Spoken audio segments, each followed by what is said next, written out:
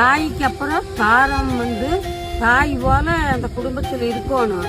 நம்ம பிள்ளைகளை எப்படி பார்த்துக்கிறோம்னா அப்படி அந்த குடும்பத்து நபர்களையும் பார்த்துக்கணும், கணவனையும் மதிக்கணும். அதுதான் தாய்க்கு பின் தாரம்ங்கிறது. எப்படின்னா நம்ம சின்ன பிள்ளையா 20 வருஷம் வரையும் அம்மா விட்டு வளர ஒன்றும் தெரியாது. இந்த பக்கம் வந்தவுக்கு கொஞ்சம் உள்வாங்கி பார்க்கணும். இந்த குடும்பத்தை நம்ம அம்மா வீட்டு குடும்பத்தை விட மேலே பார்த்தோம்னாக்க நம்மளுக்கு மதிப்பு கிடைக்கும். என்ன நம்ம சம்பாதிக்கிறோம், இவங்களுக்கு என்ன மரியாதை இருக்கிறதுக்கெல்லாம் ஒரு ஊழியும் கூட எல்லாரும் மதிப்பு கிடைக்காது.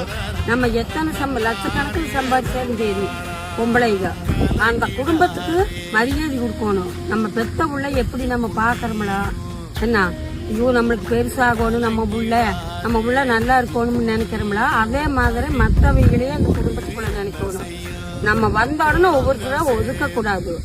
அது நல்லதல்ல. அது வாழ்க்கையில மறுபடியும் பின்னாடி தெரியும். நம்மளை ஒதுக்குற போது நம்மளுக்கு தெரியும் ஆனா இதையெல்லாம் நான் எந்த கனவுலையும் கூட அந்த மற்றவைகளை ஒதுக்குற எண்ணம் எனக்கு வராது. நம்ம பக்கத்துல உட்கார்ந்து இருக்கிறாங்களா, நம்ம கூட பேசுறாங்களா, அவைகளையும் நம்ம நெஞ்சுக்குள்ள வச்சுக்குவேன். நான் பிடிக்காதவங்க இருப்பாங்க, அந்த பிடிக்காதவைகளையும் ஒதுக்கி விடுறது இல்லை. சரி அவங்க ஒரு நாளைக்கு வேணும் நம்ம அப்படின்னு அதை நம்ம சரியா எடுத்துக்காட்டியும் ஒரு ரோட்ல வச்சுக்கணும். அதுதான் ஒரு வாழ்க்கைக்கு மதிப்பு. புரிஞ்சுக்குங்கல்ல.